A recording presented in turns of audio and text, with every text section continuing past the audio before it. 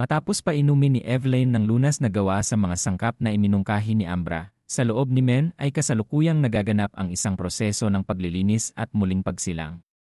Ito ay isang proseso na tumutulong upang alisin ang mga dumi sa katawan at tumutulong upang baguhin ang sarili upang makaipon ng mana ng mas madali.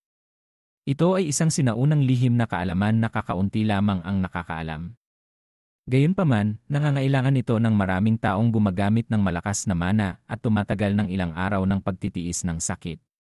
Upang maisagawa ito, kahit na gawin ito, napatunayan lamang na ito ay epektibo sa mga batang wala pang 5 taong gulang. Ang paglitaw ng proseso ng paglilinis kay Men sa pagkakataong ito ay resulta ng hindi mabilang na mga pagkakataon na nagtagpo sa isang perpektong paraan. Sa madaling salita, ito ay swerte. Ang matinding positibong enerhiya ay unti-unting nag-ipon sa katawan na tumutulong upang palakasin ang mga kalamnan.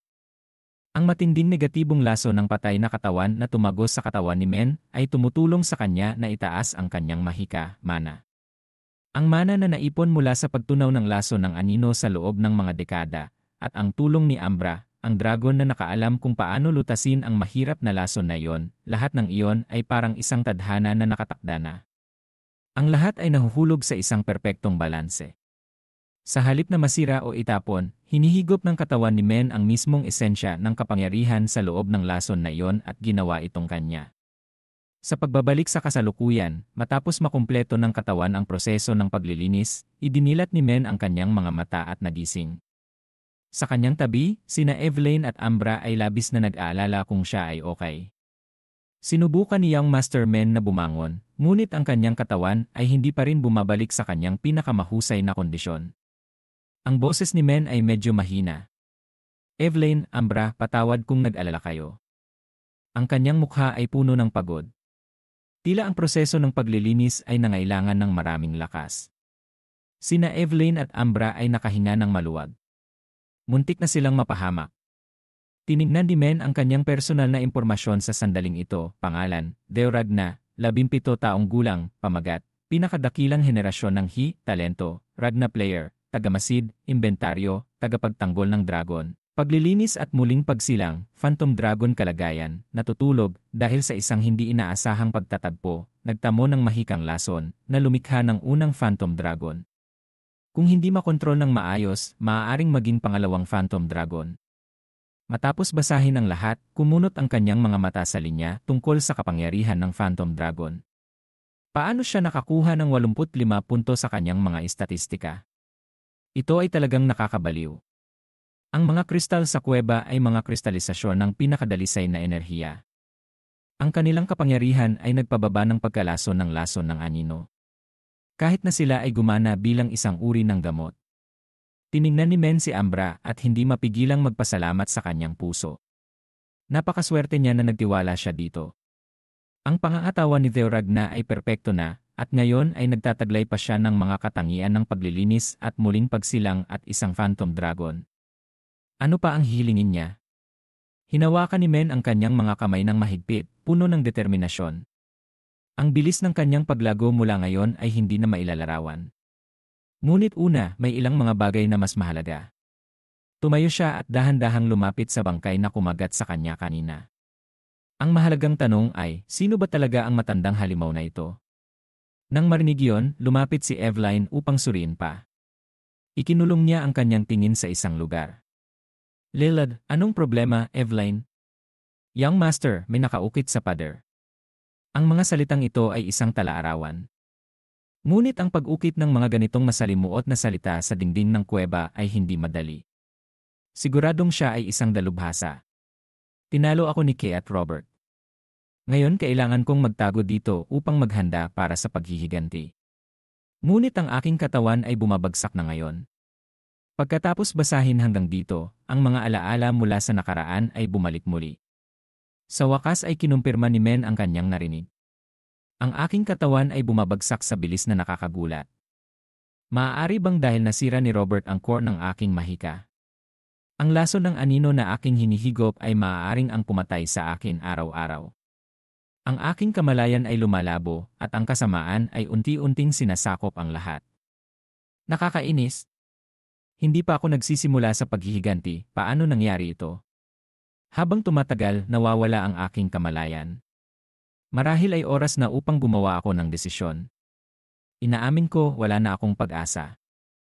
Susuko ko ang lahat at tunawin ang aking minamahal na espada, ang Jade Serpent Sword, upang isil ang aking sarili dito.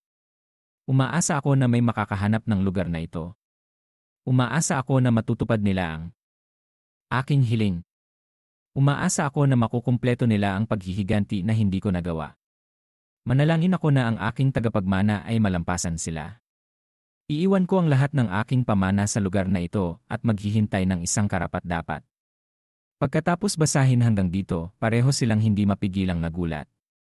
Teka, ang susunod na bahagi ay ang Illusion Sword Technique at ang Lightning Storm God. Kung gayon, nangangahulugan ito na ang taong ito ay isang alamat na malayang manipulahin ang kapangyarihan ng hangin at ang trahedyang bayani na nakipagkumpetensya para sa posisyon ng pinuno ng angkan sa kasalukuyang trono 40 taon na ang nakalilipas. Siya si Wine King Hector Ragna. Narinig ko na namatay siya sa laban noong araw na iyon, ngunit lumalabas na matagal na siyang nasa loob ng kuweba. Biglang lumaki ang mga mata ni Evelyn, tila may napagtanto siya. Agad na lumuhod si Evelyn sa harap ni Men na ikinagulat nito. Tumayo roon si Men, nagpapahayag ng isang kalmadong hitsura, at nagsabi, "Anong ginagawa mo, Evelyn? Bakit ka biglang lumuhod?" Mahinang ipinaliwanag ni Evelyn, kahit na tinalo siya ng pinuno ng angkan at ipinatapon sa lugar na ito, siya pa rin ang Wine King. Siya pa rin ang isang lehitimong tagapagmana ng dugo ng Ragna. Hindi katanggap-tanggap para sa isang alagad ng angkan na saktan ang isang lehitimong tagapagmana. Ito ay isang malaking krimen na dapat parusahan ng kamatayan. Bago pa niya matapos ang kanyang mga salita, sumingit si Men upang pigilan siya. "Huwag kang magsalita ng walang kabuluhan. Ang taong pinatay mo ay hindi na isang Ragna. Isa lamang siyang nabubulok na nabubuhay na patay. Bukod dito, ito ay upang iligtas ako. Mayroon bang mas makatwirang pagpipilian? Ngunit ang mga patakaran ni okay lang, lahat ng nangyayari dito ay mananatiling lihim magpakailanman." Binalik ni Men ang kanyang ulo, ang kanyang boses ay matatag. "Kung nag-aalala ka pa rin tungkol dito, kunin mo ang lihim na sining ng Wine King. Evelyn, ikaw ang pinakaangkop na humawak nito."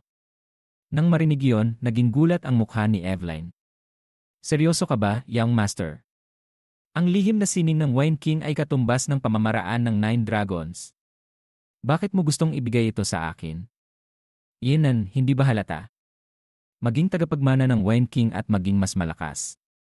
Dapat mong manahin ang pamana na kanyang iniwan. Kung gagawin mo yon, sa wakas ay makakapagpahinga na ang Wine King. Hindi ba? Ngayon na ikaw ay naging tagapagmana niya, walang makapagsasabi na ito ay isang kasalanan." Tinignan ni Men si Evelyn sa mata, ang kanyang tingin ay tila nagtutulak sa tapang na laging nakatago. "Sinabi mo na magiging espada kita, Evelyn." Ang mga salitang iyon ay tila nagbuka sa kanyang isipan. Ang bawat linya ng pag-iisip ay kumalat sa kanyang isipan.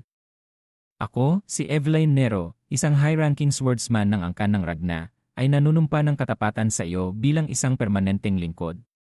Masigasig akong humihiling sa dakila at marangal na monarch na tanggapin ang panunumpa ng katapatan na ito." Ngumiti si Men. "Hindi ka talaga nagbago. Ikaw ay palaging isang taong mahigpit na sumusunod sa mga patakaran." Tumayo siya, hinugot ang espada gamit ang kanyang mga kamay upang maghanda para sa seremonya.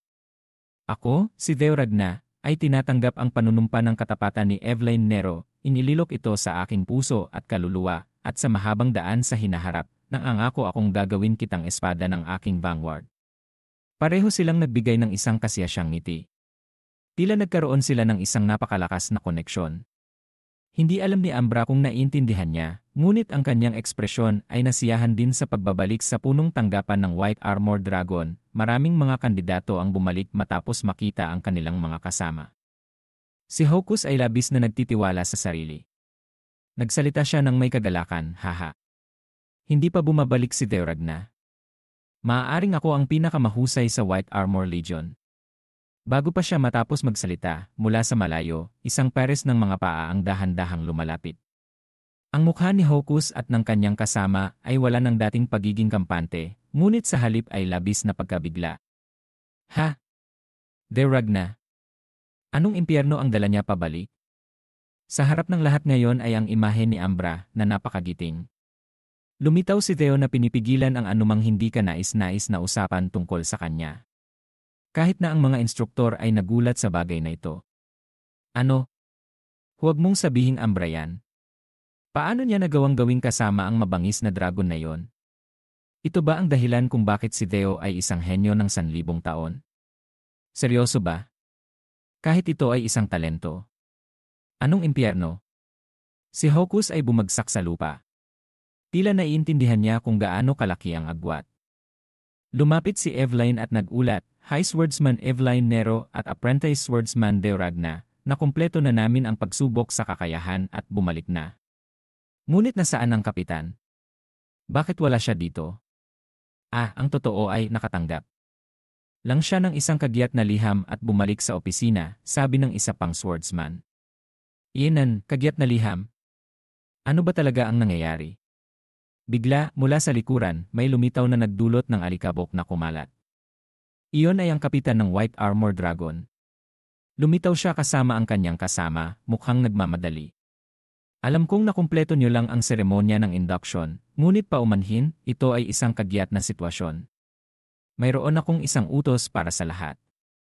Lahat ay ipadadala sa Blanky Fortress upang magsagawa ng isang aktwal na misyon sa labanan. Nang marinig iyon, ang mga bulungan ay umalingaw sa buong paligid.